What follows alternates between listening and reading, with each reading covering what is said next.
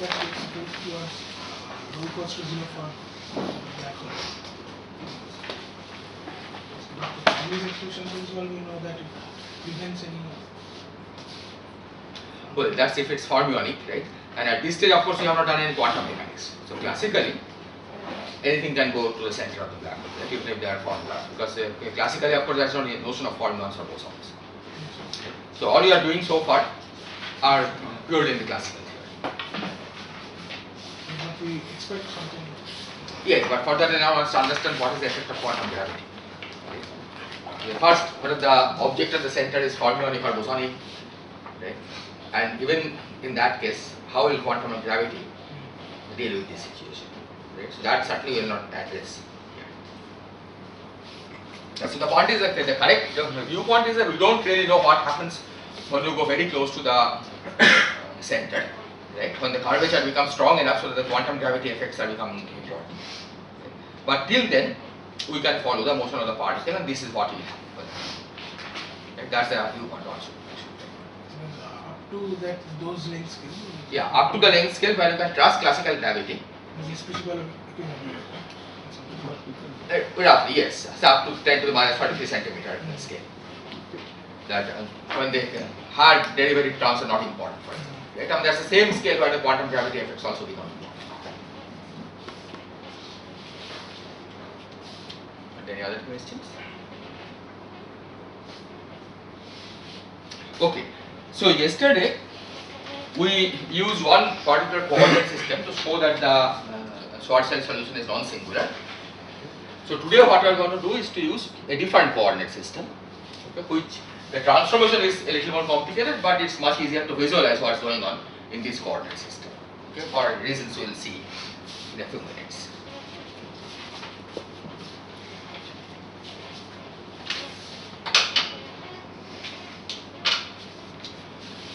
So the change of coordinates that will be taken, so these are called Kruskal coordinates.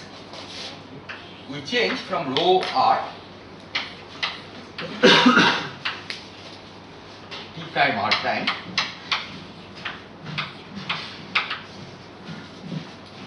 using the following relations. So r prime square minus t prime square will be given by t square rho over 2gm minus 1 exponential rho 2gm and 2 r prime t prime r prime square plus t prime square is standard property.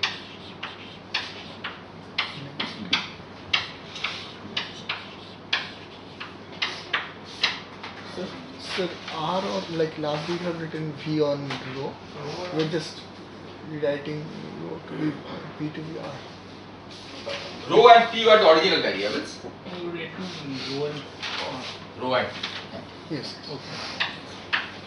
Rho and t were the original variables. We are now making a change of variables to t prime and r prime.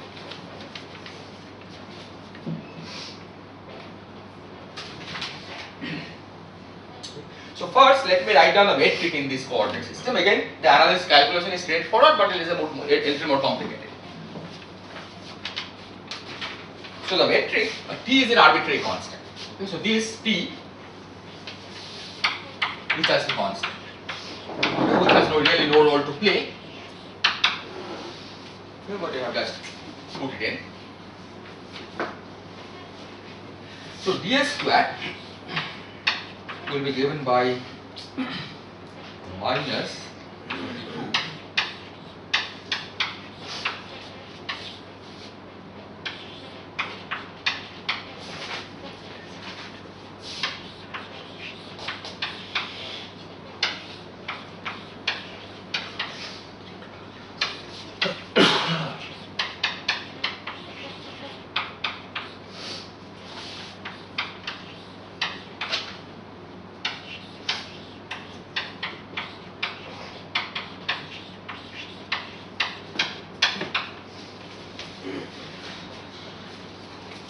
So here rho has to be understood as a function of t prime and r prime.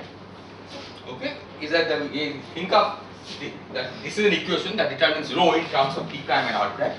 You solve for it and then substitute here. Right? That's the meaning of this what appears here.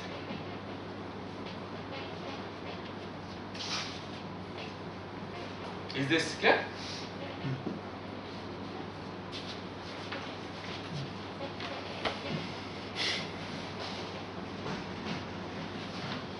Okay. Now, let's look at first the range of r prime and t prime. Okay. So to begin with, r prime and t prime you say extends over infinite range. Okay, but we will soon see that that's not the case because we know that we have to impose the condition that rho must be positive. Right? Because rho equal to 0 is a singular point. So if rho is positive, the other thing you can check, maybe that's what I should do first. Yeah, let me do that first.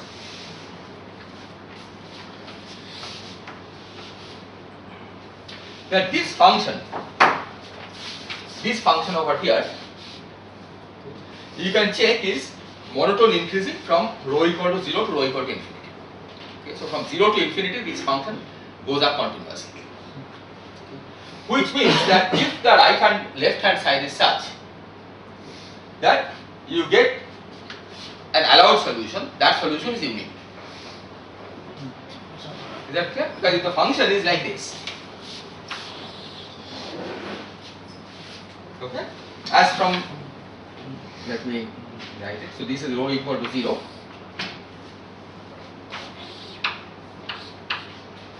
This is rho and this is that function. This function here is what you are talking. Here it's monotone increasing. It of course becomes negative because as you can see at rho equal to 0 it's negative, right? At rho equal to 2gm it changes sign. Okay, it comes down. But nevertheless you can show that this is monotone increasing. So given a t prime, r prime and t prime for which the value is above this, we have a unique solution for rho. Is this clear? This doesn't mean that for all r prime and t prime you can't find a solution, because if the r prime and t prime are such that we are somewhere here, then there is no solution, right? But if there is a solution, the solution is unique for rho.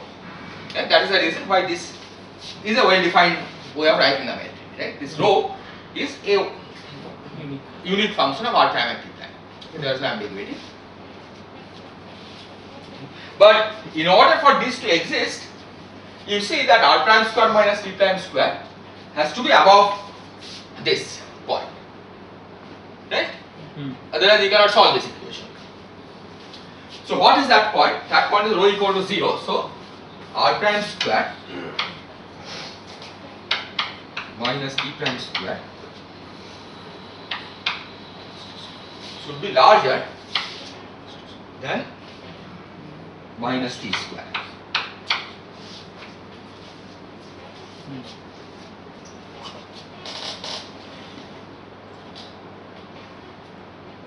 Is this clear? So let's draw the boundaries in the r prime t prime. Okay, now we are drawing in the r prime t prime plane. And this one, r prime.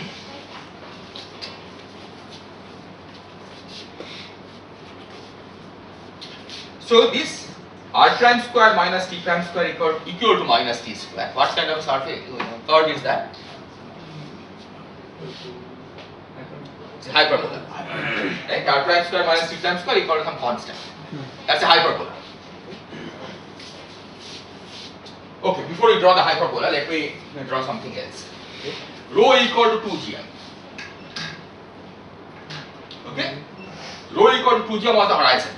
Okay. So let's draw those first. Okay. Rho equal to 2gm corresponds to what? This difference is equal to 0, right? So r prime equal to plus minus t. Okay. So those are these curves, these straight lines. So let's draw those. So this is r prime equal to t prime and this is r prime equal to minus t. So that's the horizon. Okay, these two curves represent the event horizon. Okay, but we'll, with these two, let me say this way, these two curves represent rho equal to 2 gm. We are saying that this is an event horizon from our earlier analysis, yesterday's analysis, but we will see it independently of that, okay, that this is indeed the event horizon. Okay. But right now we just call this a rho equal to 2 gm curves. Now this hyperbola, so hyperbola has two branches, right? And it's not hard to see that the tangents, the asymptotes to this hyperbola are precisely r prime equal to plus minus t prime. The asymptotes means what? R prime and t prime becomes very large. Okay? You can ignore this. In that case, the equation reduces to r prime equal to plus minus t prime. Yes. Okay? So the asymptotes to this hyperbola are precisely r prime equal to plus minus t prime. So that tells us how to draw the hyperbola. So it's here. So there is a hyperbola like this. And there is a hyperbola like this.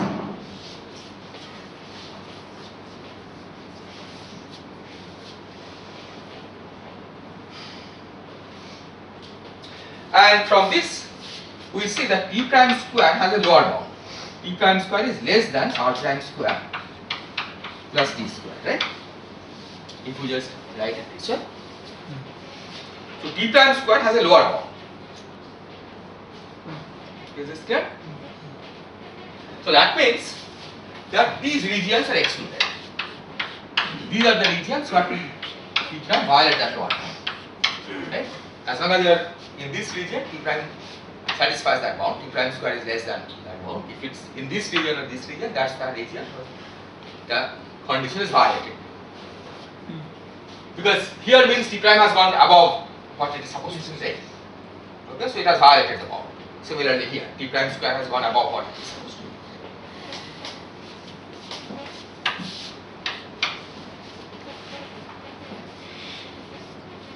So these two hyperbolas are equals boundedly equals.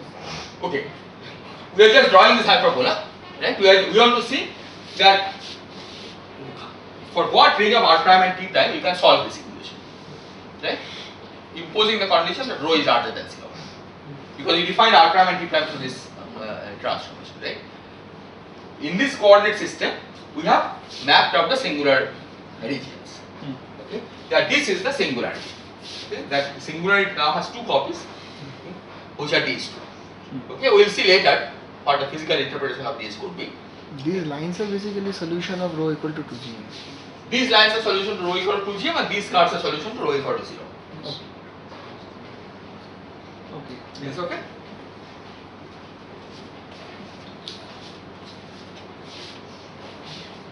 So as long as we do not cross these lines, there is always a solution for rho which is between 0 and infinity. Right? And that means that the metric that I have written here is well defined. Okay, there is no confusion about having this metric. Right? Because the question is, we don't care about whether rho in the rho t system the solution is singular or not. Right? We want to see if written in the r prime t prime coordinate system, does it describe a good solution? Okay? Because obviously in the rho t coordinate system the metric is singular, you know. Okay? Metric looks singular. We have changed coordinates, now we are only focusing on r prime t prime coordinate. Okay? The only reason that we have to worry about rho is because rho appears explicitly in this, right?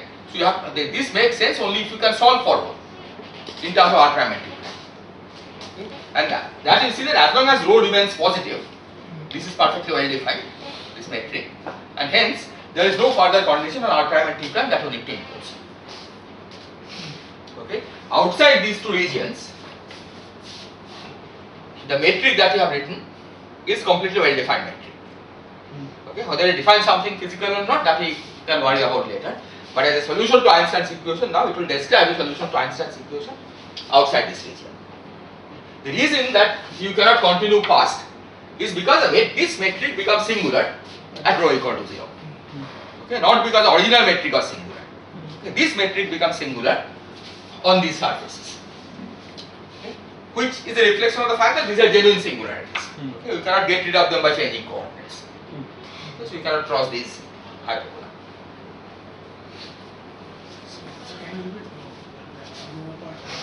Yes. So the point is we have written the metric in this. Right?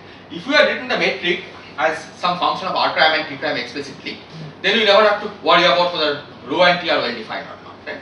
We only have to see if this metric is singular or not. Okay? Now the only reason that we are referring back to rho is because rho appears here, right? So you are supposed to solve for rho using this equation and then substitute. Okay. Okay? So then the only worry is whether this equation has a solution or not, Yes, yes, yes. right? Because only then this metric is well defined, right? And you can see from this metric also that rho equal to 0, this metric is also singular, right? So you cannot really go past rho equal to 0. So now the question is, in the r prime t prime plane, okay, for what range of r prime and t prime you can actually find rho by solving this. Okay, and the claim is that as long as we are outside this hyperbola, we have satisfied this bound, r prime square minus t prime square is larger than minus t square. So that means that this quantity is in a region where this equation has a solution. Okay, and hence rho is well defined. Okay? There is a positive rho that you can find for that value of r prime and t prime, and hence you can trust this solution everywhere in r prime t prime. Is this point clear?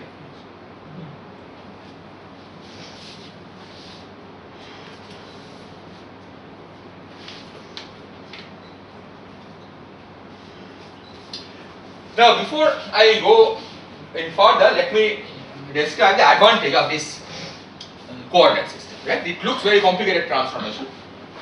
Okay? The metric also doesn't look particularly simple because you have to find rho in terms of this r prime and t prime. But the main advantage of this formalism is that the light cones, okay, for constant theta and phi are simple, because the light cones tells us that ds square must be always negative, right? That basically means dt prime square is always larger than dr prime square. Okay? So dt prime dr prime, the mod of dt prime dr prime always has to be larger than 1, which means that doesn't depend on where you are in the t prime r prime plane, right? Because it's always this combination. Doesn't matter what this is. This may be a complicated function of t prime and r prime, but as long as this is positive, okay, we know the light cone means dt prime square has to be larger than dr prime square, and hence the light cones are always at 45-degree angle. Okay, wherever you go in this plane, the light cones are always like this. Unlike in the Eddington-Finkelstein coordinate system, where the light cones kept rotating. Okay, here that's not the case. Light cones always remain at 45-degree angle. Is this point clear?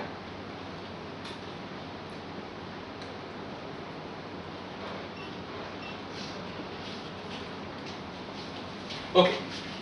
The other thing I want to emphasize is that we have already seen that in this range of r prime and t prime, we have a unique solution for rho. So there is no ambiguity in rho. Now it's also easy to see that there is, given r prime and t prime, there is also a unique solution for t. Okay. Why? Because after all, this combination here is somewhere between minus infinity and infinity. If you vary t between minus infinity and infinity, you can get the solution. This is, first of all, this is monotone increasing function, right? Between minus infinity and infinity, and you can always solve for this equation, right? Which means that given r prime and t prime, t is unique. Is this clear? Given r prime and t prime, first argument shows that rho is unique, okay, because of the monotonicity of this function. Second argument tells us that t is unique. Furthermore, this equation doesn't impose any bound on r prime and t prime, unlike this equation. Here rho greater than 0, put those hyperbola. Here, because t can say go all the way from minus infinity to infinity, there is no bound on r prime and t. So given r prime and t prime,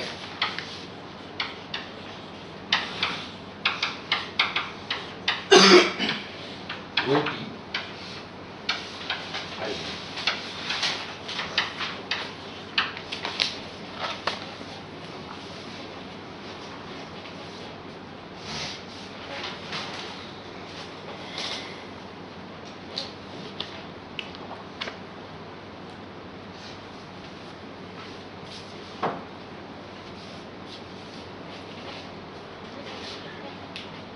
Now we want to ask the reverse question. Given rho and t, is r prime and t prime unique?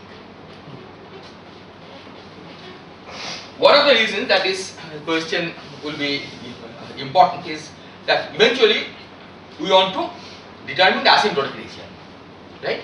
Because we have drawn the light cones, so you know the light cones have 45-degree angle. But at this stage, you have no idea whether Future. upward going is future or downward going is future. Right? At least based on what you have done so far, we don't know whether upward going is future or downward going is future. Right? So at some point, we have to identify the asymptotic region, right? Large rho. Which region in the r prime p prime plane is it? Okay? Yes. But to answer that question, you have to first answer whether this region is unique. Right? There will be multiple regions if given rho and t. If there are multiple solutions for r prime and t prime, then asymptotic region may not be uniquely represented on this graph, on this plane. Okay? You have to determine whether given rho and t is r prime and t prime unique. Okay? If it's unique, then you know that large rho corresponds to some particular region in this diagram, and you can identify that as the asymptotic region. Is clear? So let's look at that question. Okay, it's not hard, and you will see that the solution is not unique. They are in fact twofold degeneracy. Okay, so for given any rho and t, we have two different points in the r prime t prime plane.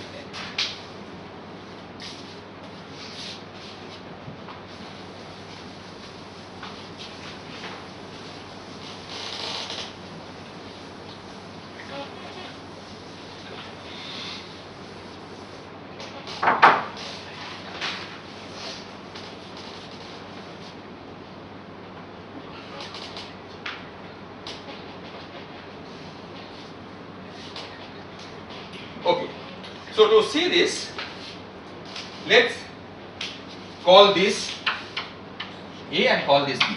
Okay, two quantities A and B. Okay, these are of course not constants, functions of rho and t. But for the purpose of our analysis, we have already said we have given rho and t, and you want to see if the solution is unique. Right? So you just treat them as constants. Two constants given A and B, and you want to say given this, can you uniquely find a solution to this equation? So our equation then are r prime square minus t prime square is equal to A and 2r prime t prime over r prime square plus t prime square is equal to B. So this gives you r prime square plus t prime square as 2 over B r prime t prime.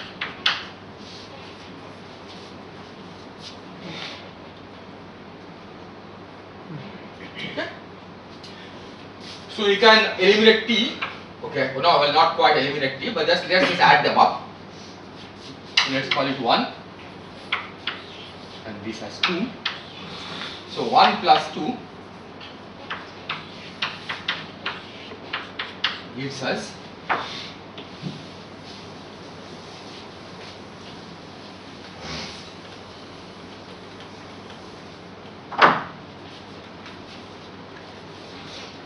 1 plus 2 gives us 2r prime square as A plus 2 over B r prime t prime.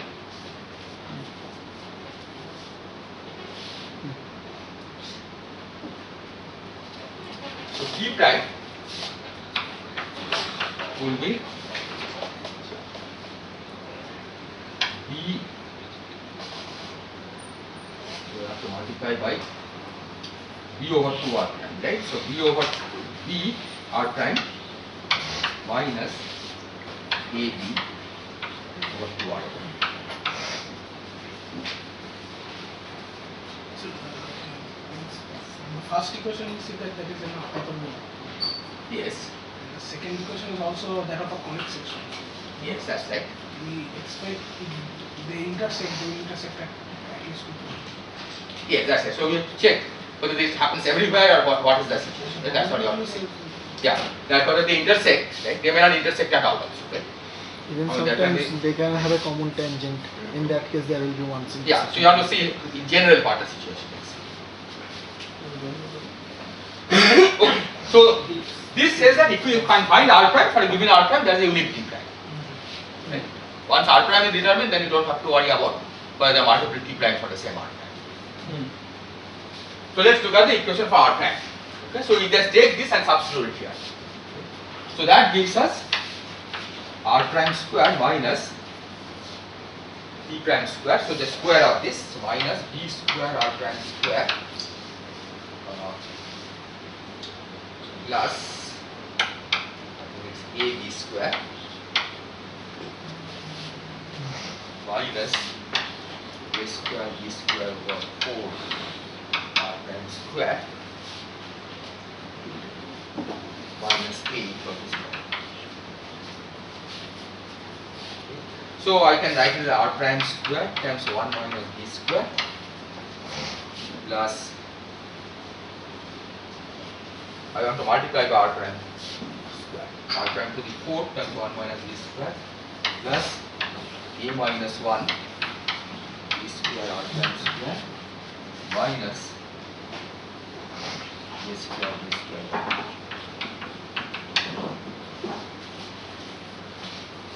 Okay, I just remove the R prime square from the denominator and put everything in the numerator.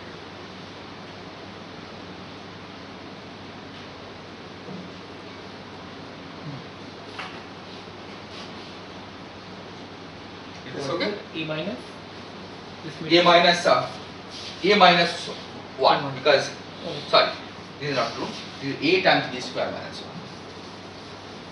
This is A B square minus A, right? Yes, A it can be times B square. square minus 1.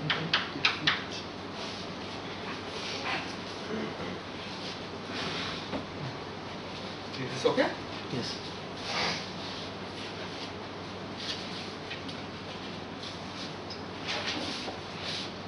So this one is a quadratic equation in R prime square. Right? So it has two solutions. Now 1 minus B square is positive. Why? Because B, what was B after all? It was tan hyperbolic T over 2m. It's almost less than Okay, tan hyperbolic T over 2m is always less than 1. Okay? Oh, I should have actually, the argument that I gave earlier was not quite true. This combination always lies between minus 1 and 1. Okay, that was important. I had said that this goes all up to minus infinity. T goes from minus infinity to infinity. So this goes from minus 1 to 1.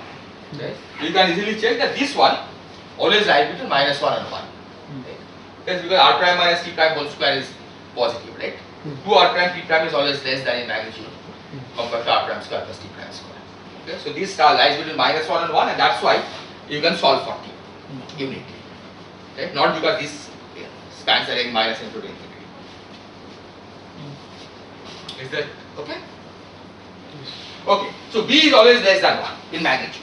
Right? B lies between minus 1 and 1. So this is positive. So the product of the roots of this equation is this divided by 1 minus B square. Yes. Okay? The last term in the quadratic equation is always the product of the roots. Okay? That is negative. Right? Because 1 minus B square is positive. Right? So when you divide by this, these are of course manifestly positive. So the product of the two roots of this equation are negative.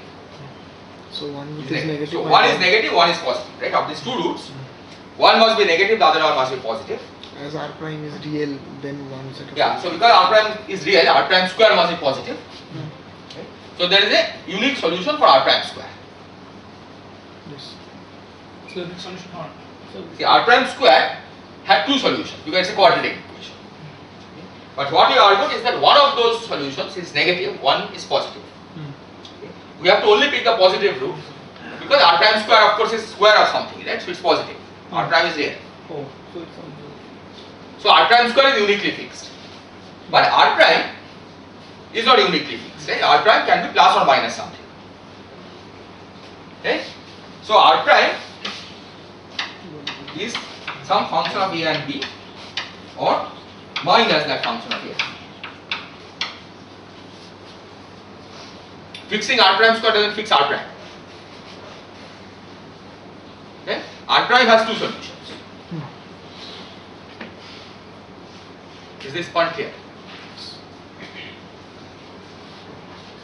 R prime, you normally think of as radial variable, it's always positive, but that's not true here, right? This is a T prime R prime plane. You have to draw anything that you can draw here. Okay, unless there is a singularity preventing us from passing through, we have to draw that this space, right? You cannot just suddenly truncate it. So R prime goes from minus infinity to infinity, and hence both solutions are allowed. Okay. But that means that T prime also has two solutions. Okay. In fact, R prime T prime and minus R prime minus T prime gives same rho T. Because R prime is either F or minus F. If R prime changes sign, you can see easily from here that T prime also changes sign. Right? This changes sign, this changes sign. So one thing is that how do you know that the solution of R prime square Yes. will be one positive and one negative? Because the root, this is the product of the roots. Product of two solutions, that is negative. Oh. So if the product of two numbers is negative, then one has to be positive, one has to be negative. Right? That's what we are using here. You can of course explicitly solve. It's a quadratic equation after all. And you can solve for it and check that one is positive, one is negative. But sir, when you saying that R prime square is unique. Because R prime square is positive, so you have to only pick the positive root. Oh. So R prime square is, discard the negative one. yeah, we have to discard the negative one, right? Because for the negative one, R prime square R prime becomes imaginary, right? Imaginary part is not a part of this, Okay. right? So R prime square can only be positive. R prime doesn't have to be positive. Right? So once we have said that R prime square has a unique solution, we conclude that R prime has two solutions. So to conclude that this product of two terms is negative, that is why 1 minus b square has to be unique. Exactly. 1 minus b square has to be positive, exactly. Because the product of two terms is minus a square b square, but 4 times 1 minus b square. Right? That is what is positive, that's what you are using.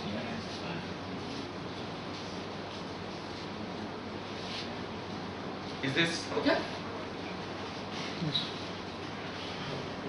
So you conclude from here that for given rho t, there are two different solutions for R prime t prime. Okay? So if we can identify one region of this diagram as the asymptotic region, the diametrically opposite region is also a valid candidate for asymptotic region. Is that clear?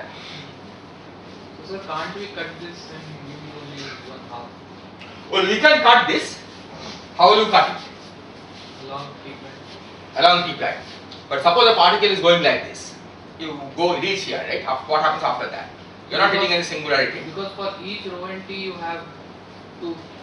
But in this diagram, Yeah. for now forget about rho t. Okay? Rho t was just an ordinary original choice of coordinate system with the metric was singular anyway. Okay? We use this, so the metric is now given there. We use this metric. Okay? You take a particle and throw it in. Okay? The particle reaches here. Okay? So after reaching here, it's not a singular point, right? It's a perfectly regular point. Metric is perfectly regular. So the particle cannot simply disappear. Right? It has to go somewhere.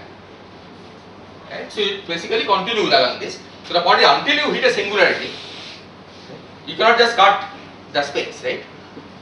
Because that is going beyond what Einstein's, that means you are not trusting Einstein's equation even when it is trustable. Right? So as long as you trust Einstein's equation, you have to allow the particle to pass through this. Initially, no coordinate system is like sacred to be true. Like our theory is Yes, exactly. independent of any So coordinate system, the divergence in the metric is divergent in one coordinate system doesn't mean that the metric is divergent. If you can go to another coordinate system in which the metric is smooth, you can follow the motion of the particle in that system, right? So after all, particle, if you are on the particle, okay, measure it, then you are using your own proper time, right? You don't know about what coordinate system anybody else is using to describe it. So you have to have a description till you hit a region where the metric is singular, genuinely singular. Right? In the proper time of the particle, okay, as long as you can follow the geodesy, you will follow the geodesy. Okay? There is nothing which prevents you from following the geodesy and going ahead through any coordinate system that you have used. Okay? Because coordinate system is an external observer's description. Right? So my point was that because for each rho and t Yes. you have two points representing the same, like if you take a point in your old coordinate system, Yes. you are representing one point with a one event, right? Yes. So But that coordinate system we know is not a good description anyway, beyond rho equal Yeah. to GM, right? yeah. So how here happening? It's like you have for a single event you have two coordinates. That is true. No, not two coordinates. In the r prime p prime plane, there is only one coordinate, Okay. right?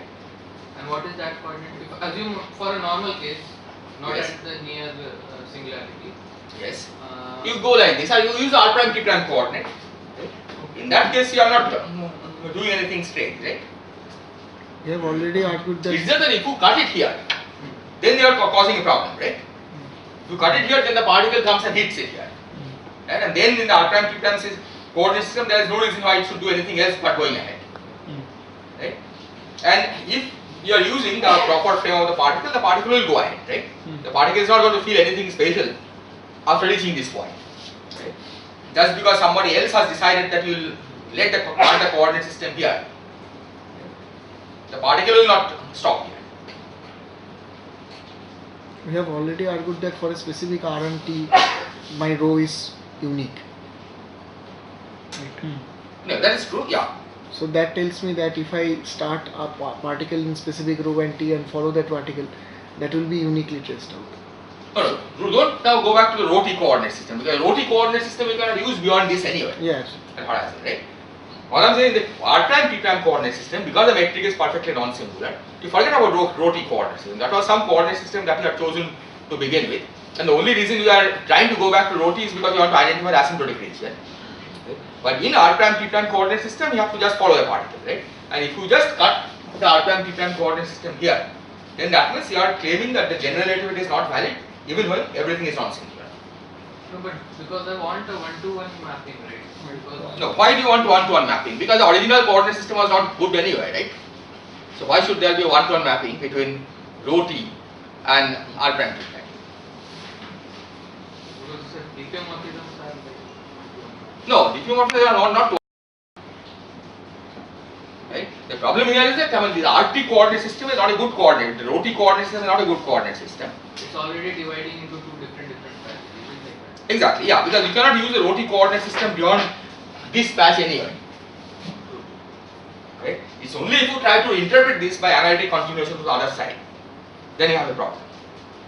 Okay? If you declare that we shouldn't trace the rho t coordinate system at all, then there's no problem. Right? But we are doing this just to emphasize that in order to identify an asymptotic region, we have to keep in mind that there is this ambiguity. Right? There are two possible regions that you can identify as asymptotic region, because if large rho and t, right, will have not one representative but two representatives in this diagram. Okay? And you have to choose your convention and declare one representative as the one that where the original rho t coordinate system or the Schwarzschild black hole was valid. Right? You don't then worry about the other one. The other one is something unphysical, that is something that you have no knowledge about. Yeah, so it's like once you have chosen your asymptotic case, Yes. you will have some region for your whole till your horizon. Yes, That is the region where rho and t coordinate was good subcoordinate. exactly, that's right. So that coordinate system will map again to a very particular region of your Exactly, primary. that's right. Because this is the horizon, right? Yeah. So clearly that will map to a particular region in that And time. then that map is one-to-one. Yes, that map is a one-to-one, right? Yeah. But the problem is not with that map. Because as long as the rho t coordinate system was a good coordinate system, there should be a one-to-one map Yeah. from rho t to r prime. Yeah. That is what I was. Yeah, that is certainly true. Right? But if you try to interpret the rho t coordinate system in the whole region, then the map is not one-to-one.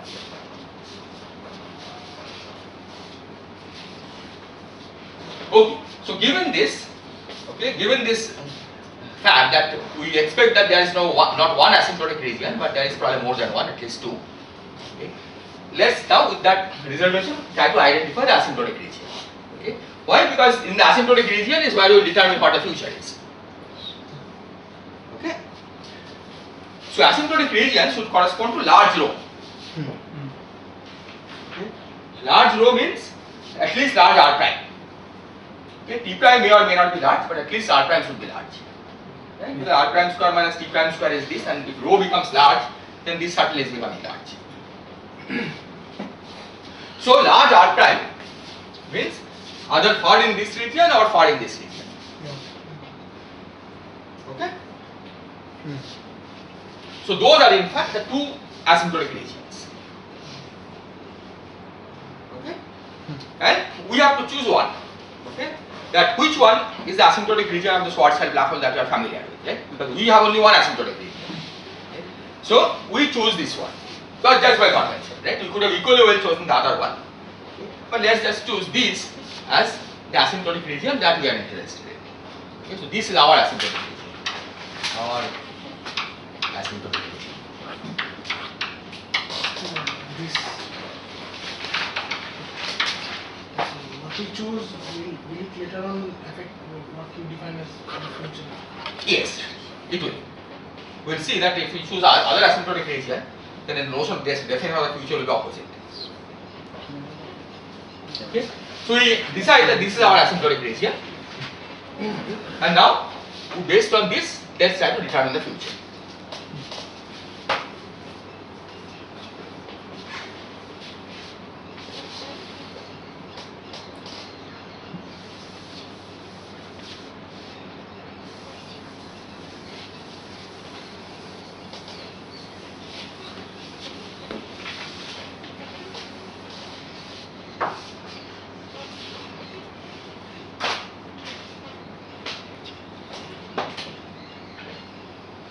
Okay, next thing is to try to determine the constant T surfaces.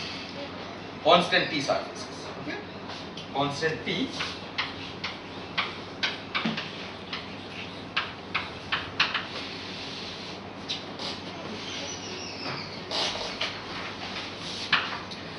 Now it should be clear from here that constant T basically means constant R prime over T prime. Why? Because this side here I could have written as 2 R prime by T prime over 1 plus R prime by T prime square.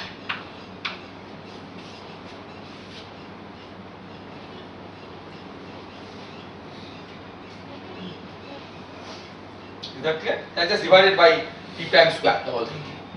The numerator and denominator. So if the right hand side is constant, that means R prime over T prime is constant. Okay? So constant T hyper surfaces are simple, straight lines to the origin. But sir, at T prime equals to 0, Yes. then this is not right. So there is a straight line. So R prime over T prime. If T prime is 0, R prime also has to be 0. Constant T are straight lines, right? Okay. That's what I say. R prime over T prime is constant, right? If this is constant, then this is also constant. You can solve for it. Okay? So constant T, let's draw like this. You have to soon draw another function of this. It's getting too complicated. So which one is equal solutions? Different constants. Yeah, the different constants, exactly. So this is T equal to T1, this is T equal to T2. Okay, we'll. From that equation is that R prime, T prime, these are quadratic equations, so it will have two columns. R prime, T prime will be R prime. Yeah, so for constant T, R prime over T prime, could take two possible values. Okay. Then again has to determine whether there are really two possible values or not. Okay, let's say there are two possible values. Fine, yeah, there is quadratic equation. But we'll see. But though among those two possible values, they are the straight lines. R prime over T prime is a straight line, right?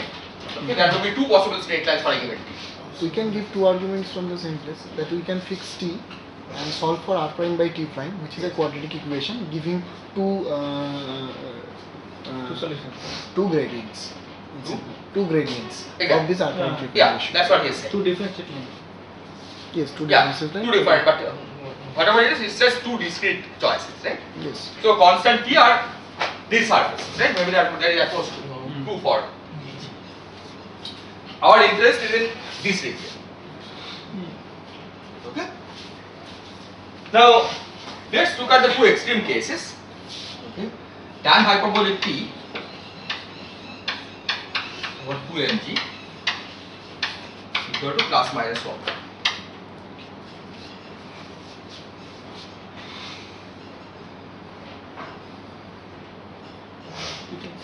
So this corresponds to 1 plus r prime over t prime whole square equal to plus minus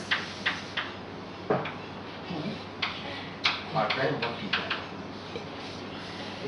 or r prime over t prime minus plus 1 whole square.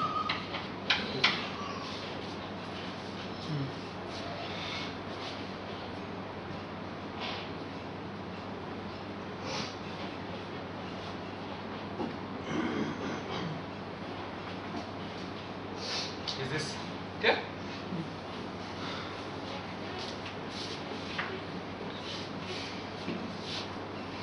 So in this region where you are interested in,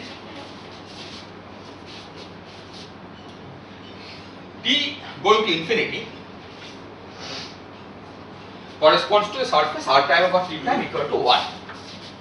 This last one refers to t going to infinity, minus 1 goes to t refers to t goes to minus infinity. Right? Tan hyperbolic infinity is 1 and minus infinity is minus 1. Okay. So I have just written this plus minus signs accordingly. Right? Plus minus 1, plus minus real corresponds to plus minus here. Because I have just multiplied this. Okay. Plus I just multiplied by 1 plus r prime square and plus minus on this side. Then when you take it to the other side, this becomes 1 plus r prime over t prime whole square minus plus 2 r prime over t prime. Okay, so that's why this plus minus becomes minus plus. So the plus refers to minus sign here and minus refers to the plus sign here. So t goes to plus infinity corresponds to r prime over t prime equal to 1. That's this line over here. Okay. T goes to minus infinity corresponds to r prime over t prime equal to minus 1. This line. That's this line. Right. So this is the line t equal to minus infinity, and this is the line t equal to infinity.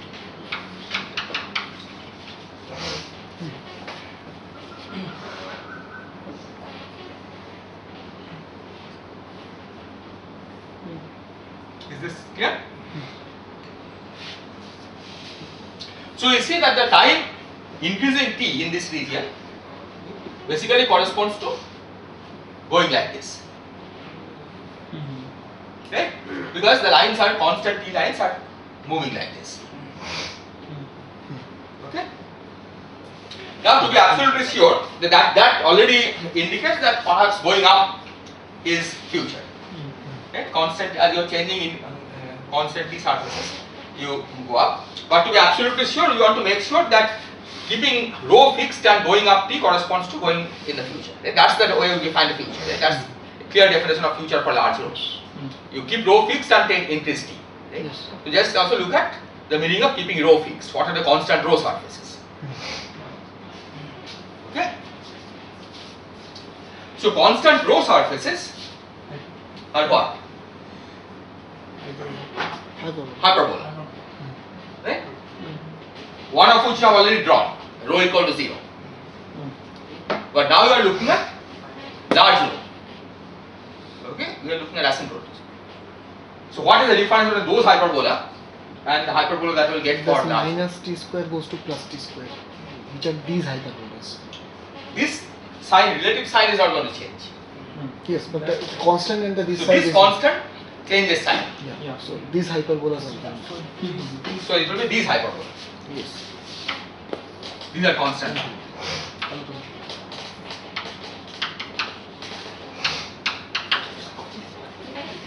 You mean rho equal to constant? Sorry, constant. Yes. Thank you. Rho equal to constant.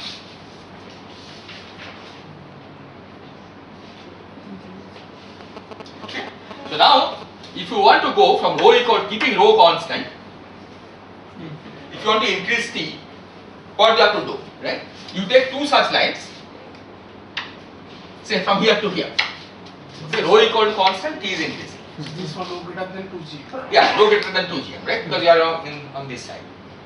If you keep rho fixed, that means you are on this hyperbola. Yes. You increase t. Hmm. That means you are going from here to here. Absolutely. So this is our future direction. Yes. Right? So that makes it absolutely clear that here going up in the t prime plane, t prime direction is the future. Yes. Is this point clear? Yes.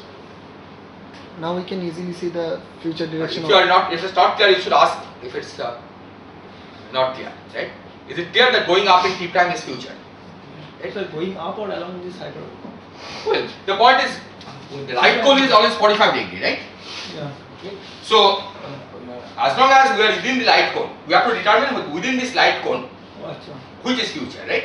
And this Okay. is Going, this is a future direction. This is one particular future direction. But we are trying to determine the full set of future directions. We already know that the full set of future directions are going to lie within this light cone.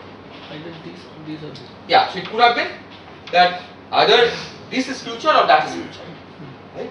But what we are saying now is that this is future, right? Because if we declare that as future, then this would be past, right? Going from here to here will be like going in the past, which is clearly in conflict with what you know from asymptotic region. Okay. In the asymptotic region, we know that this is in the past of this. Now we can see the why the other side will be the opposite. Yeah, let's come to the other side afterwards. So is that point clear? That this is the future. So just one point that if this straight line is at t equals to infinity, it will reach that straight line 45 degrees. Yes. I'm saying my light cone. No, this is not your. Yeah, this is one of the light cones, but this is we are looking at somewhat far away in this asymptotic region, right? In the light cones are always at 45 degree, right? So at every point you draw the light cone as 40 in the 45 degree angle. Okay? In the Eddington-Finkelson coordinate system, also you drew the light cone, right? They are not at 45 degree angle. Okay, they are not 45 degree angle because the metric, well, which I have erased, was not of the form dt prime square minus dr prime square, right? There is a factor in between. And that's why the light cone was tilting here. One was always horizontal, the other one was tilting, right? The main advantage of this picture is that the light cone is not tilting, it's always at 45 degree. So once you determine in one region in space time, which is future, you never have to worry about which is future everywhere else in space time, right? Because light cone is always 45 degree, and hence as you move it continuously, it always should be that large increasing t prime will be future. Right? Otherwise, at some point, suddenly you have to change the notion of what is future to in the opposite direction. Right? That you certainly don't want to do. Okay. So this is the future direction. Is this clear? But if this is the future direction, then here also this is the future direction.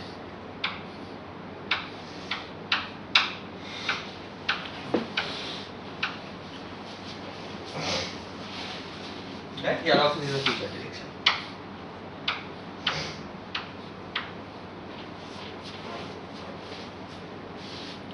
Because of continuity. But you have said Because of continuity, yes. the map was from like same rotation corresponded to r prime t prime and minus r prime minus t prime. Right? Yes. So if we are going from right region to left region, we change sign in r prime. T prime. No, no. R prime t prime is a good coordinate system, right? So in R prime t prime system, you determine the light cone, the future direction once, and you never change it. Yes. Okay? You keep it fixed in the R prime t prime coordinate system, right?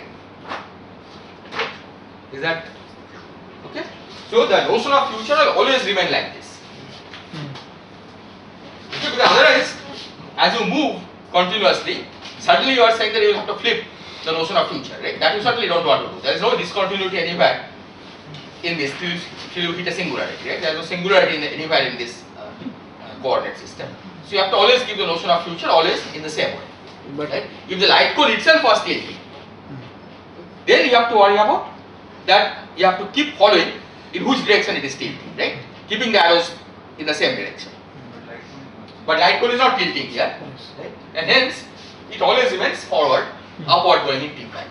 but if we start That is the future. if we start our initial patch to be the left side, then the sign of the Yeah, then LHS. we could have gotten a different. Because this T infinity and T minus infinity actually Yeah. changes its position. Meaning, you can see it in very different ways, right? It's quite trivial. You can see that R prime P prime is and R prime minus T prime are related by in this asymptotic region, right?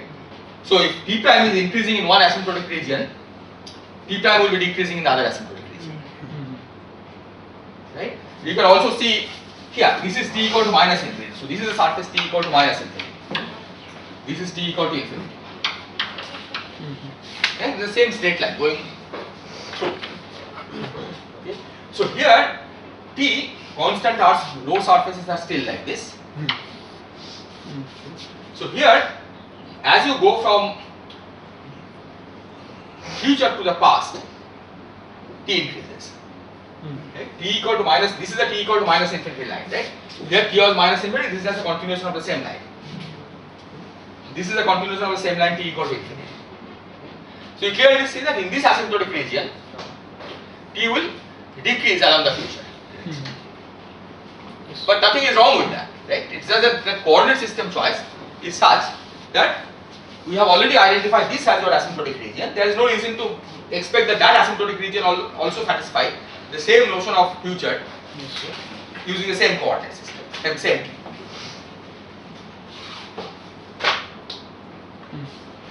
That the future will remain the same, because in the T coordinate system, the notion of future can keep rotating.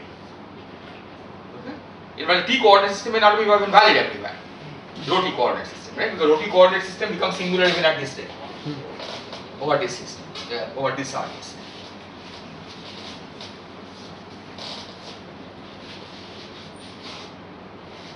Is this okay?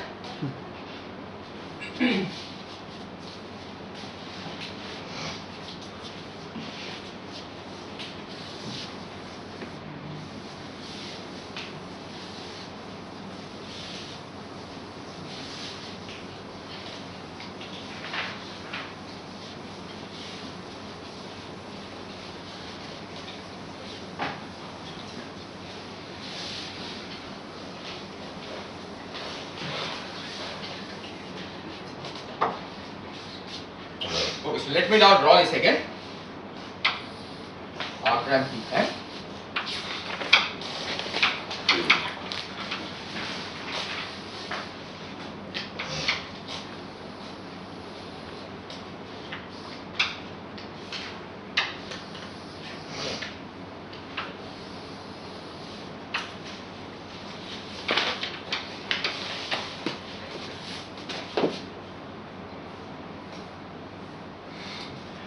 So from this picture, one can now easily see why this line over here is the event horizon. Because imagine that we are an asymptotic observer, we want to stay outside the event horizon. Okay? Now suppose an object has fallen below. We can say it's impossible for this object to send a light signal back to us, because we are here. The light signal from this object can travel within this cone, right? Because now the light cone is not tilting, right? So you already know that anywhere, okay, any signal, okay, light or anything else, has to lie within this light cone. Okay, it can never go beyond the 45-degree line, okay? And hence this can never come out and reach us. Okay, so that's a clear explanation of why this is the event horizon. And this statement is independent of the old coordinate system, and we don't care about it. Yeah, now you never have to go back to the old coordinate system, right? I mean, you can make this statement in this coordinate system. The only reason that old coordinate system is important is that these lines, you know, this line is corresponds to rho equal to 2gm.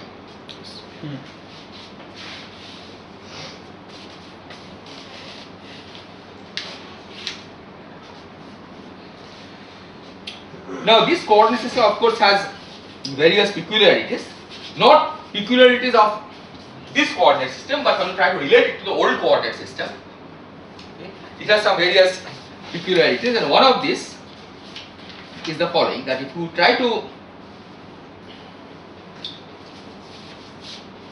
write the relations again.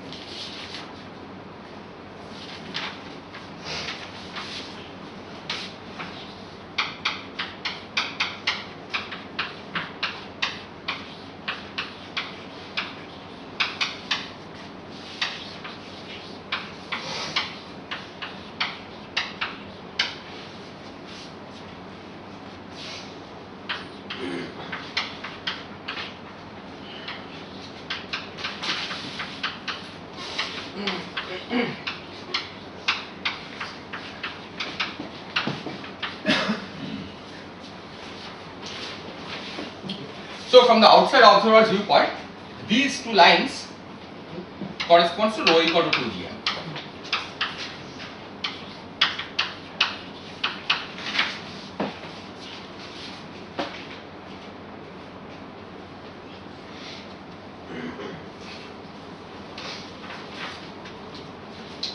Now, you might have expected that as you move along this, that corresponds to changing t, because you have kept rho fixed, right?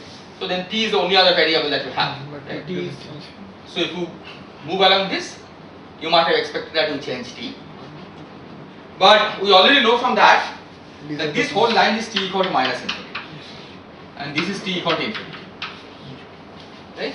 So you don't change t by moving along this line. Okay, t remains fixed at minus infinity as you move along this line.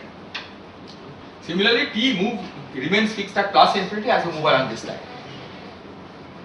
Here, all the values of t between minus infinity and infinity are here on the horizon. So it's a peculiarity of the rho t coordinate system, not that there anything special happens in the r prime t prime coordinate system. Okay.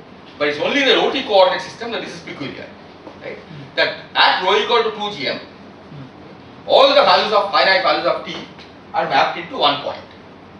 Yes. Is this clear? Okay. And the reason for that is also not hard to understand, right? Because the coefficient of dt square is going to 0 at rho equal to 2gm. Right? So that basically means that changing t is not actually changing, moving us in space time. Right? That is the reason any finite change in t doesn't move us in space time at the horizon. Okay, so the t equal all finite t points are here. Okay. So if you didn't care about the asymptotic geometry, okay, but just worried about solutions, times and situation, okay, then there is nothing singular here.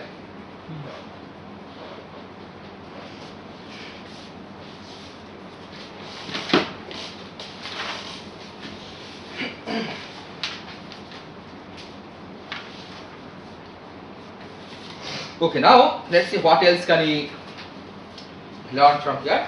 Sir, Yes. one question. Yes. In rho t coordinate system, if we are outside rho equals to 2gm, Yes. then if any signal sent, then it reaches to us. Yes, that's right. In that case, if you tell right cone is this, Yes. so if we are here, then if signal sends, then it will never reach. So suppose we are here, the light. Suppose the signal is sent from here, right? A light signal, say like this. And we are here. We are here, but we are here meaning we are also traveling in time. Yeah. Suppose you are at constant r, right? Suppose you are at constant r, so you are going along a hyperbola. Oh, one time it will meet. So at some point, because this is the tangent to the hyperbola, right? This signal is outside the tangent, right? So eventually, at some very far future, it will meet us. Now, of course, we can do something that allows us not to meet it. Okay, we will see it maybe in a different diagram. Okay, so this just says that if we are sitting at constant radius, okay, we can meet it, or we can do something to intercept that signal.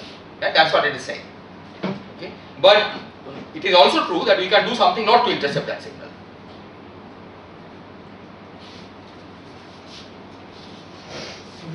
Move from that row. Yes. We tend to move from that row. Means the given this is the constant row surface. Yes. And that is the signal. Exactly. So the point is, we can in principle do something, okay, accelerate and try to get driven away. Means anything that requires row changing. Changing row. Yes, that's it. So well, not. I mean, you could change rho in different ways. The question is, you have to make change. We have to change our curve in such a way that we are within the light cone, and nevertheless we avoid this intercept. Right? That is possible. Okay? It's easier to see in a different diagram, okay, which I may draw later. But yes, it is possible to see even in this diagram. Okay? After all, it's the same physics, right? It is drawn in different coordinate system.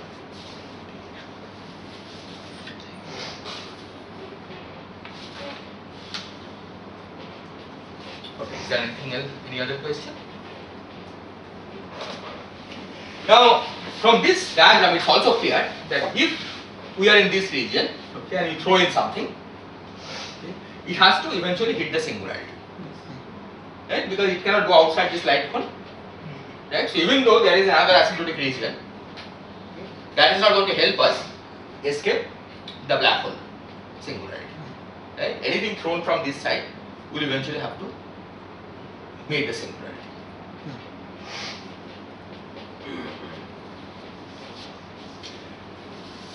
The other structure that again is important. So let's draw these four regions as 1, 2, 3, 4. Okay, here this inside this triangles. So we are in region 1. Okay, we are staying outside. So it's clear that staying in region 1, we cannot communicate with region 4. Even though this is another asymptotic region, there is no way we can send any signal to this region 4 or receive any signal from this region 4. Okay? So we will not know each other's existence. But this doesn't mean that two observers sitting in these two different regions cannot communicate. Okay? There is a way that they can communicate, which is that they can both jump into the horizon. Right? So you can imagine that this some object from here comes in, some object from here comes in and meets here. And that is possible. That is not disallowed by this diagram. Okay, of course the eventual fate of them will be to hit the singularity, but it is possible to meet before hitting the singularity. Okay, so that also is allowed by this structure. Now, fortunately for the kind of black holes that you form out of collapse, most of these regions are unphysical. Okay, because we have assumed that this is an idealized situation where the black hole has been existing for eternity, right? So we have not said anything about how the black hole is formed. Okay, but the actual astrophysical black holes, they are formed out of collapse of matter. Right?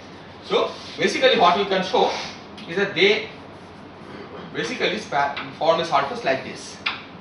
Okay, that you have a spherical shell, okay, which collapses and forms the black hole. So anything on this side, okay, is not valid because that doesn't provide the equation that we have solved to get this solution. Is not valid here, right? Because this is beyond the spherical shell, right? But there is no point mass sitting anywhere. But sir, the shell will collapse into a point. Pardon? The shell will Yes, eventually. So this hitting the singularity basically corresponds to the shell collapsing into a point. Right? After But that- this is a whole space-time diagram. See, there is no after. This is the whole space-time diagram. Oh. Okay. So in this whole space-time diagram, the relevant part, I mean, you just cross out all of this for relevant part. So in any classical physics involving black holes, these regions have no role to play. Okay, because in the spherical collapse, you only see basically part of region 1 and part of region 2. Okay, it's only outside the shell that the space-time is a valid description. Okay. Nevertheless, this picture is sometimes useful in studying various quantum processes involving black holes. Okay, so that we are not certainly going to discuss, but you should keep in mind that even though in actual classical collapse, okay, this diagram is not relevant, right? It's only part of regions 1 and 2 that are relevant. Okay. Sometimes in the study of quantum aspects of black holes, this whole region can be relevant. Okay, this whole picture can be relevant.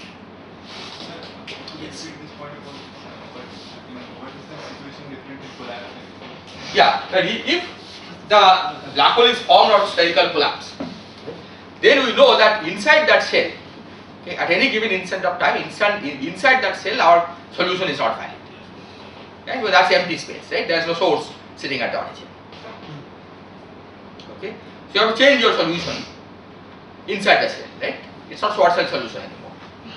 Yeah. Shell means the Suppose you have a spherical shell of matter which is collapsing. Even if it's a solid matter which is collapsing, once you have gone into the solid, the equations are different, right? Einstein's equation. If it's a shell, Einstein's equation still remain the same, R mu nu equal to 0, but there is no source sitting at the origin. So now you have to demand that the solution is non-singular at the origin. Okay. So the solution that we had found will not be valid universally. Then it will be valid only in regions outside the spherical shell. And when you convert that into this diagram, right, what is the space time? What is the curve? So the spherical, collapsing spherical shell will form a curve in the RT plane, right, in the rho t plane from the outside observer's viewpoint, because rho is changing as a function of time. Okay, rho is the radius of the shell, okay, as a function of time, is changing as a function of time. So our solution will be valid only for rho are outside that region, right? When you map it to this diagram, we find that that corresponds to a curve like this in this plane, in the R prime T prime plane. Okay, and rho being outside that collapsing shell corresponds to our being here. This is the allowed region. Anything here that you have concluded is not valid because the solution itself is not valid. Okay. So the actual space-time diagram that you have to use for describing astrophysical black holes is not the full plane that you have described, but it's only part of the plane of this space. R prime T prime coordinate system is still useful because that fixes the light cone, right? In this region, it fixes the light cone at 45 degrees. It does that you shouldn't trust the other regions that you get from Schwarzschild solution. Sir, let us take some spherical mass, Yes. some radius. So it will, our solution will be valid in the region where rho is greater than that radius. That's right. So that will be our hyperbola and then greater than that. Exactly. Now I'll slowly start collapsing it. Yes. So that rho will slowly come to, So that's some geodesic, right? yeah, all those points will follow a geodesic. Well, may not be geodesic. If you are saying that you slowly collapse it, then you are probably running some engine. But anyway, some Yeah, curve. because if there might be some internal forces. Fine. It's some curve in rho t plane along which it's collapsing. So after certain time, they have collapsed, right? Yes. And then my diagram is, Oh, there's no then. This whole diagram, if you remember, Yeah. is representing a rho t plane, right? yeah, So then and past, everything is represented in this diagram, yeah. right? The other question is, in this diagram, what is that curve? Assume there is some t equals to t naught, Yes. which it has collapsed. So t equal to t naught is some curve like this. No, it will be a straight line, sir. Yes, that's some straight line. Exactly. That's what I'm saying. So that straight line will pass through your other region also. Yes. So when you say that it's not valid, But that's the point is that you should keep in mind that the identification of t with time is valid only in this region, true. right? But what I'm saying is assume that some t equals to minus t naught, you Yeah. have. See, the easiest is that you just follow the path of rho versus t, right? Just look at it from outside. Don't even enter this, right? You look at it from outside, rho versus t. That's a curve, right? That will tell us how rho changes as a function of time. Plot that in the R prime T prime plane. Okay. What I'm saying is that that plot will correspond to a plot like this in the R prime T prime, right? It's I mean, if you know rho as a function of t, we can certainly work out what it will be in the R prime T prime plane. Okay, that will be this curve over here. So which means that our asymptotic region should be outside this curve. Right? You can never cross this curve. So this region doesn't even make sense then, right? Because to cross this curve, you either have to cross this shell or you have to go around the singularity. None of which is allowed.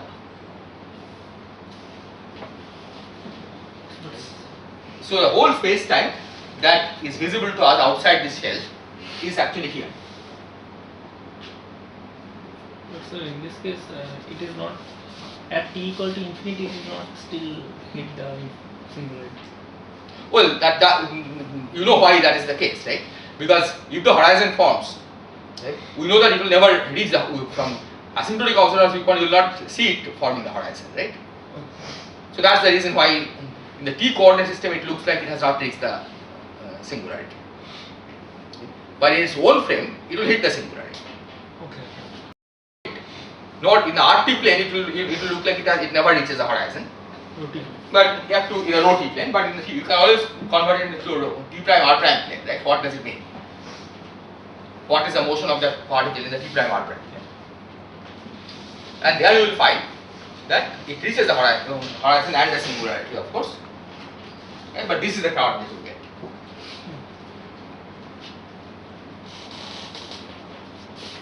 Is this clear?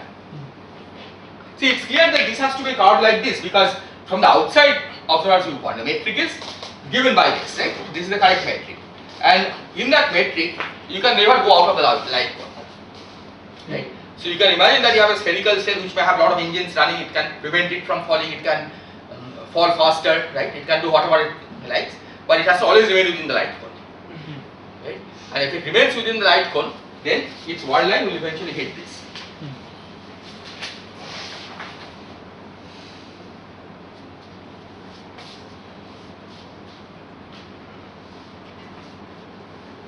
Any other questions?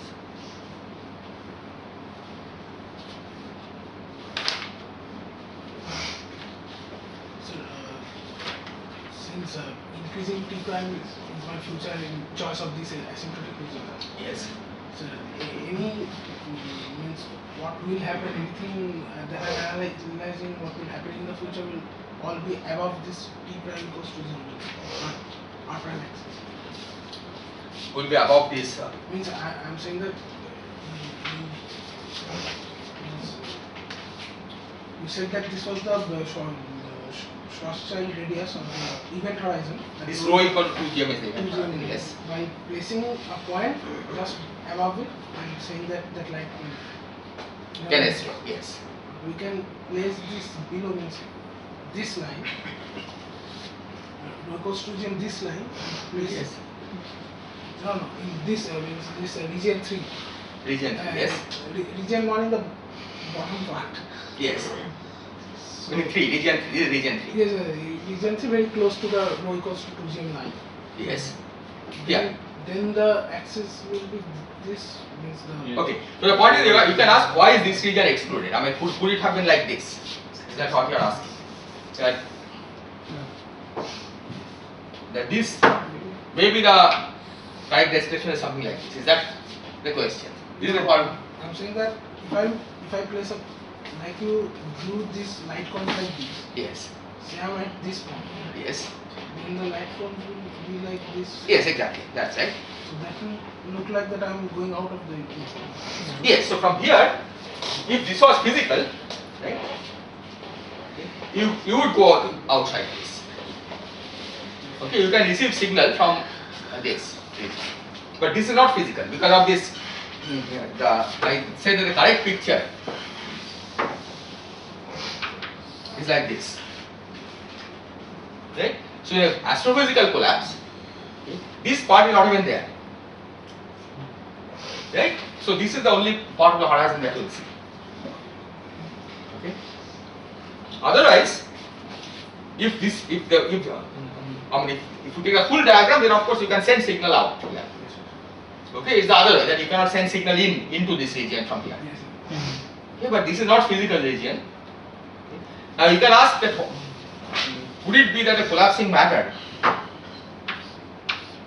is described by this curve.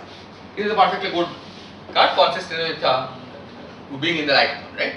It's a vertical line you can draw. That will correspond to Yeah. exploding and then Yeah, but the problem is that means that in the past it must have had a singularity, right? See, if you have a path like this, then once it enters this beyond this line, okay, there is no escape, but in the past it has to hit this, Yeah. right? But that's not a physical situation you want to describe, right? You don't start from a bang and then collapse it, right? You start with a perfectly smooth matter, right, which eventually collapses to a singularity. You don't start from a singularity and collapse into a singularity. Right? So if you want to describe physical situation, right, where you start from a smooth object, okay, and form black hole sort of collapse, then this is not an allowed configuration. Okay, this is not describing an allowed space-time.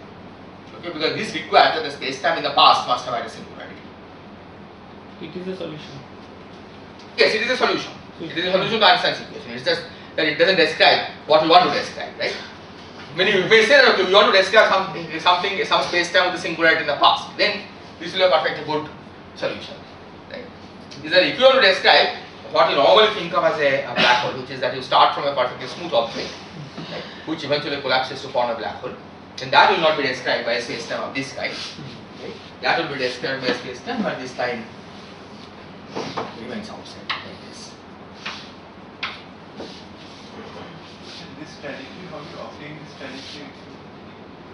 How do you obtain this trajectory? This collapse trajectory. Well, you determine it by solving this geodesic equation.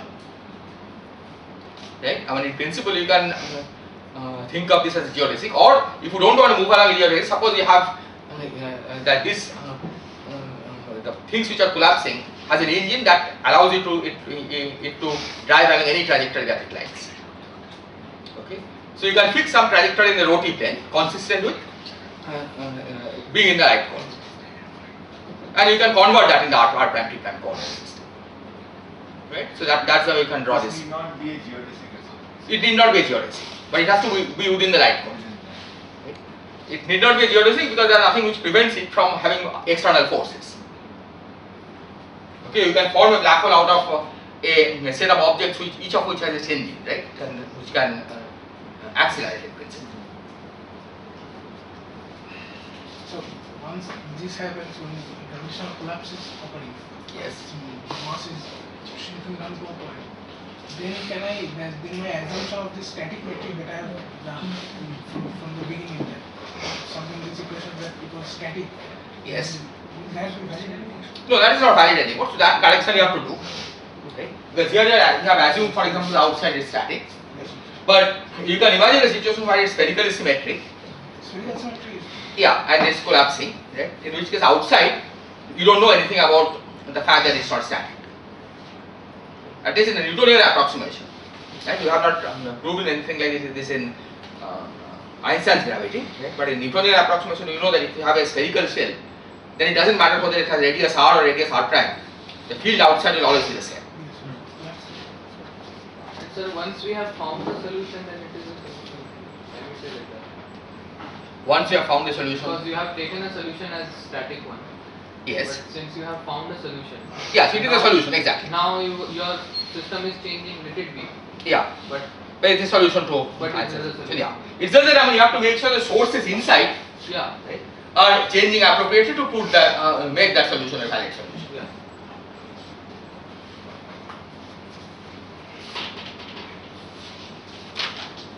So what is the significance that the upper hyperbola is cutting at the point, right, capital T? Oh, capital T is just some constant that I have introduced.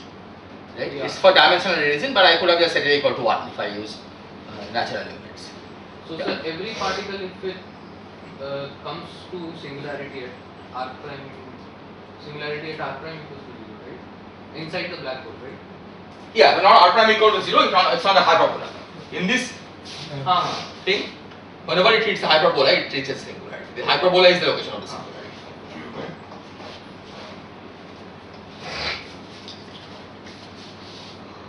Okay, so let me just do another thing which is useful, but I'll not give too many details.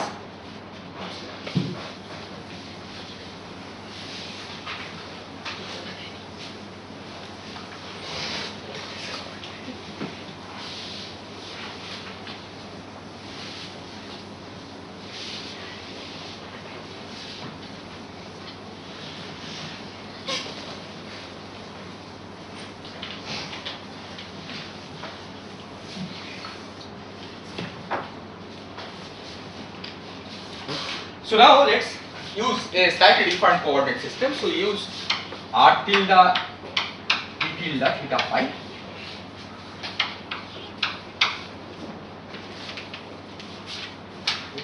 Where r tilde plus minus d tilde is tan inverse r prime plus minus d prime.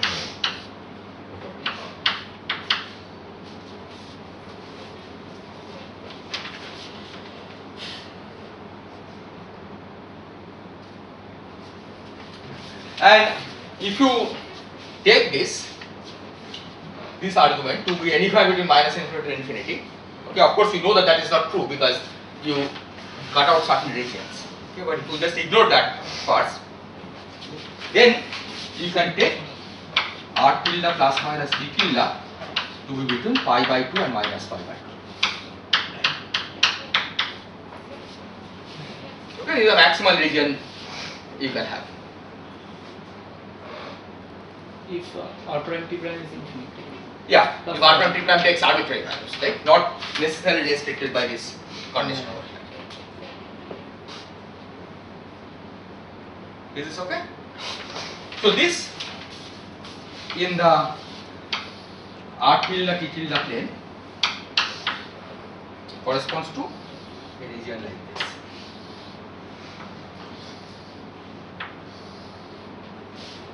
So here r prime has no bound, so it is infinite. Yes, r prime has no bound, but t prime has a bound, right? So you'll have to put that in somehow. Okay, this allows r prime and t prime to independently run from minus infinity to infinity. If r prime plus t prime could independently run from minus infinity to infinity and independently the value of that, if r prime minus t prime could run from minus infinity to infinity, then this would have been a full region. Okay, so this region, so under this map, this region over here maps to this full r prime t prime plane in the one-to-one fashion. Is that clear? And now the idea is you have to cut out this top part and the bottom part. So the top part and the bottom part are basically the restriction that t prime minus r prime plus t prime plus r prime is less than t square.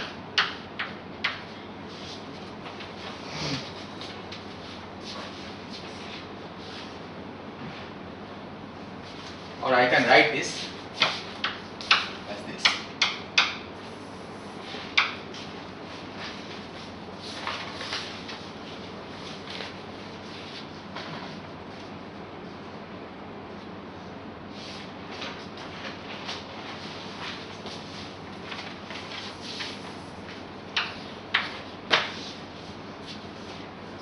Is this okay? T prime square minus r prime square should be less than t square. And that's the restriction that you have to be in this region, okay, but not out of this. Now it's a simple exercise to check that this implies that t tilde should be between pi by 4 and minus pi by 4.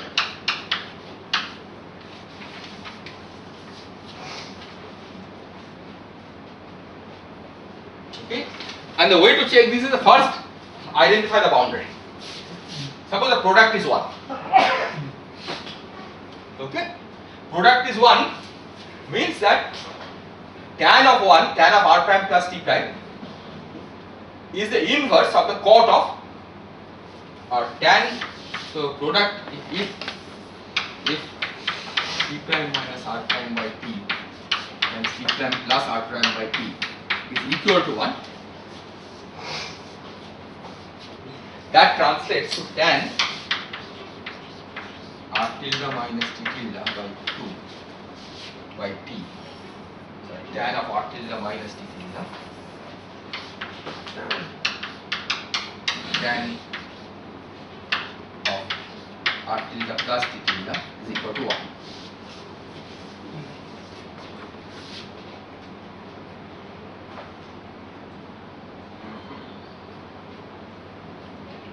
Right?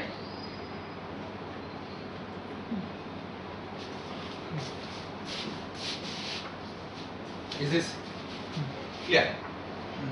So tan of r tilde by t tilde equal to cot of r tilde minus t tilde. So this product is 1, that means one should be related to the other one by a shift of pi by 2. Yes, yes. Right? Because tan times cot is 1. Right? So one should be related to the other one by a factor of pi by 2 and then my change of sign.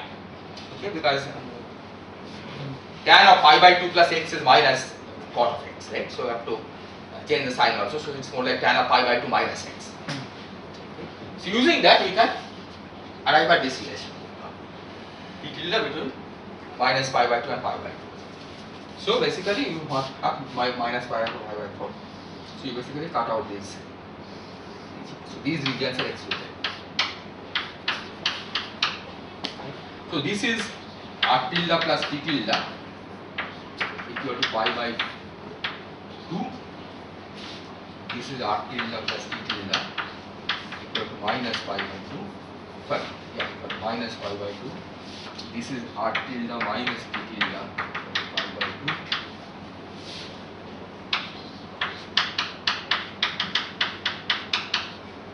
This one is t tilde equal to pi by 4, and this line is t tilde equal to minus pi by 2. And the horizons are again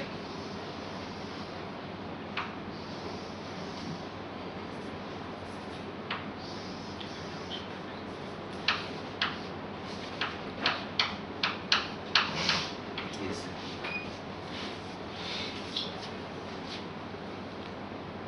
Okay, horizon is again still r tilde equal to plus minus t tilde, because either r prime equal to t prime or r prime equal to minus t prime, right?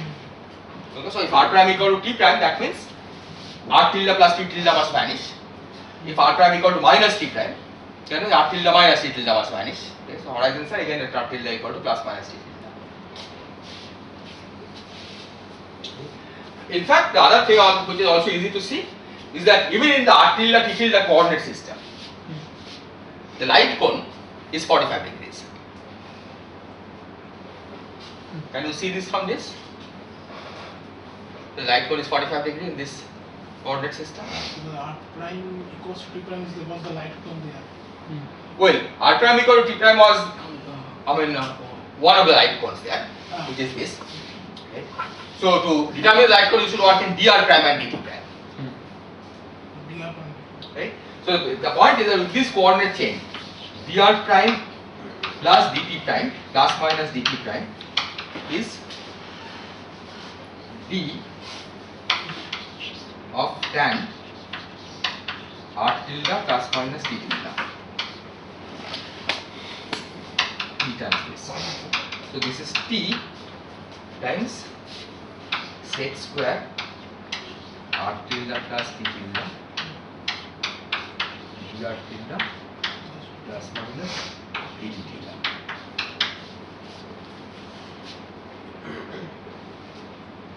Okay?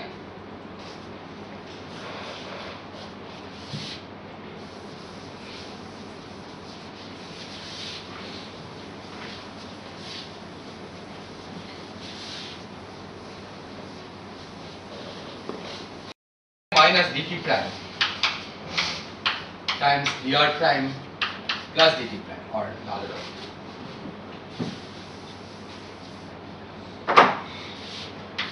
Dt prime minus dr prime times dt prime plus dr prime. This is basically t square times sec square r tilde plus t tilde by t sec square r tilde minus t tilde times dt tilde square minus dt tilde square.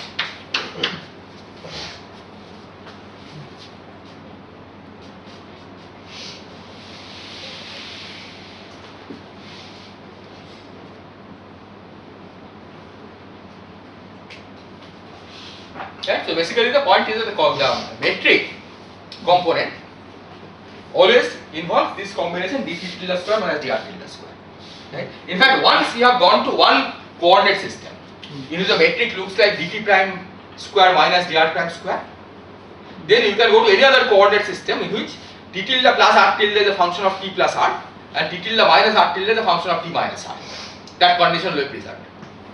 So it basically means that if you have gotten the metric in the form of dx plus dx minus, where x plus is t plus r, x minus is t minus r, you take x plus to any function of x plus. and x minus to any function of x minus, then what will happen? Dx plus will go to f prime of x plus dx plus, right? And dx minus will go to some g prime of x minus times dx minus. But the product dx plus dx minus will always be proportional to dx prime plus dx prime minus. So that structure will always remain the same. Light cone, once you have made it 45 degree, you can keep it 45 degree by ensuring that x plus is a function of x plus only and x minus is a function of x minus only. Okay. And the purpose of a coordinate transformation like this that I described is to ensure that the x plus and x minus range, instead of being infinite, is brought into finite limit. And that you can do by this tan inverse map. Right? Tan inverse brings an infinite range into a finite range. And that's what we have done here. So is it necessary always there to define the light cone? In previous case also we saw that d theta d phi motion we have completely Ignored, yes. Because the point is d theta d phi, right? What it will do is it will basically only add a positive constant term, right? So it will put it inside the light cone. So any motion, right, cannot be outside this light cone. Right? If you have motion in d theta d phi direction, right, that will basically tell us the light cone is even smaller than what you think. Because we have dt times dt square minus t r prime square minus something, right? This has to be positive. Okay. So dt prime square larger than dr prime square is a necessary condition. Right? Unless this is positive, you can never satisfy this condition. Right? If this condition is there, the constant is even more severe, right? Which means that what we previously had thought light cone is actually even narrower. Okay? But you can never go out of the light cone. Okay? The best you can do is go along the edge, but for that you have to make sure that theta and phi are not changing. Is this clear? That's why the theta phi directions don't affect the general structure that you are having here. Right? If you are thinking of light cone as a limit of how far you can go, okay, that's the absolute limit. means any path along which light cones that will be defined as the light cone. No, in this case we are defining light cone as the maximal limit, right, beyond which you cannot move. Right? Because if the light is moving actually in theta phi direction, then its motion is even narrower. Okay? So it's not that every time light moves, it has to move around the edge, because it may have some motion in the theta phi direction. Now we call it light cone, okay? Because if we ignore the motion in theta phi direction, then this is just as the path of the light. That is the idea But of the the radial way we are using it, is simply that we think of this as a limit of what you can do. In other words, it's only the radial motion that is falling in or going out. Yeah, what I'm saying is that's not necessary. Yeah. The notion of light cone, right, as a limit of what you can do, doesn't require that you only have radial motion. Yes. Right? Even if you have motion in angular direction, it is still valid. Yes. But it is the fastest way to go away from a point. of Yeah, that singularity. if you want to don't want to move in the theta phi direction. Yes. Yeah. Okay, so this has the advantage that the light cone is still 45-degree angle as we had earlier, but the whole space-time has been made into a compact form. Now, of course, it's somewhat misleading, right? I mean, how can you have an asymptotic region and it looks like a finite region here, right? And that is because of the presence of these sec square terms, right? The metric actually blows up as you go near the boundary. Okay, but nevertheless, we can live with that. Okay, and we can represent space-time in this compact form, keeping in mind that metric, yes, indeed it blows up as you reach the boundary. Okay. But the fact that all motion has to be within 45-degree angle is still true in this coordinate system. And now we can use this picture to determine what kind of observer can receive information of what kind. So it's clear again from this picture that if you want to remain in this region 1, you can never receive any information from beyond the horizon. Okay? In this, from this region you cannot get information. Yeah. Okay.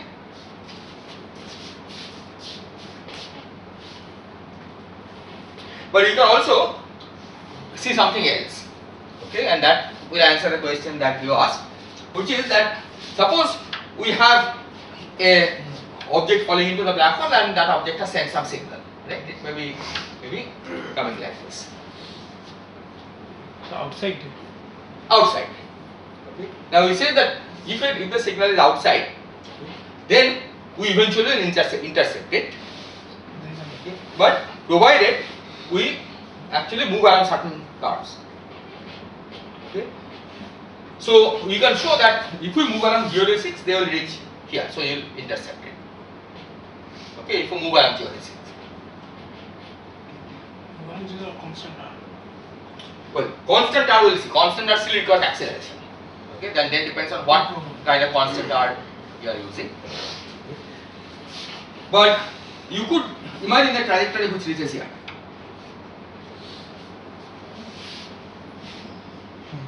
Right? It's perfectly within the light hour. Right? So it's a possible motion. Such an observer will never receive this signal. Yes. Yes. Okay? And in fact, this is not true for this black hole space-time. So we can draw exactly similar kind of diagram for ordinary Minkowski space-time, okay, which you can try to do. There, of course, you begin with dx plus dx minus to begin with, right? So just make the same transformation in the from x plus x minus to this tilde coordinate system. Okay. There also you can see that you can draw curves which will never receive signal from everywhere in the Minkowski space, even if you wait for infinite time. Okay. And typically these observers represent constantly accelerating observer. Okay, so if you have a constantly accelerating observer, okay, you can miss part of the information from the space time even if you wait for infinite time. Okay. And this is not special to black holes; it's also true for Minkowski space. So that's so this is why these kinds of diagrams are useful. Okay. Here you don't have to go to infinity. You don't have to worry about what is asymptotic, asymptote to what. Everything is in a compact region. You can easily draw a curve and decide if it's an allowed curve or not. Okay? You are not worried about your essay, okay? But whether with engine you can move around that curve or not. Okay? And that is easy to determine because it has to be just within light hour. Okay, future direct. And then you can decide that given that curve, that path, what part of space time can be accessed, right? Even if you wait for infinite amount of time. So this is what we call Penrose diagram. So this is an example of a Penrose diagram for black hole space time, but you can do it for other space time as well, okay, including Minkowski space time. Okay, so I think I'll stop.